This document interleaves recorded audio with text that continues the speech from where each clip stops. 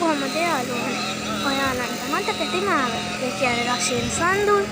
ඒ channel එක subscribe කරලා like කරලා තියන්න. ඉතින් මම මුලින්ම කියනවා මම අද කිව්වේ ඉතින්දට වීඩියෝ එකක් දාන්න කියලා. ඉතින් මේ වීඩියෝ එක තමයි මේක. ඉතින් මම කතරගම දේවාලයට ආවා. කියන්නේ උහුණහා කතරගම දේවාලය. ඉතින් මම අද ඔයාලන්ට පෙන්නන්නේ ලක්ෂ්මී දේවාලය දෙල්ල කතරගම පුදබිම. ඉතින් මම අද කතරගම දේවාලයේ ඉන්නේ.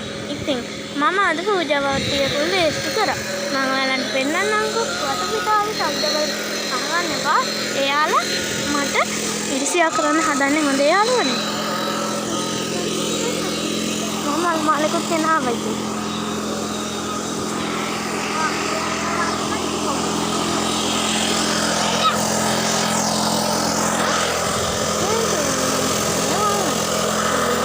නිල් පාට මේක දාන්න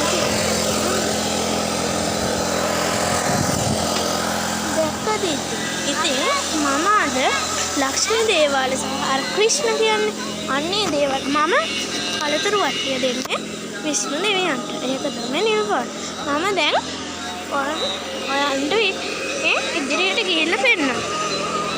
අපි යන්කෝ ඉතින්.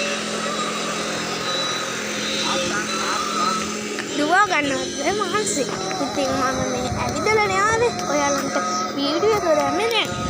තව ගොඩක් දේවල් තියෙනවා. ඉතින් මම දැන් පූජාවට යන්න ඕනේ. ඊටු කොටස මම දැන් දානවා. හොඳද? ඉතින් මම සබ්ස්ක්‍රයිබ් කරලා තියාගන්න. ඊටු කොටස මම පූජාවෙන් පස්සේ ඔයාලන්ට දෙන්න. හොඳද? මේ තියෙන්නේ කිරි විහෙරේ කොහොමද තියෙන්නේ?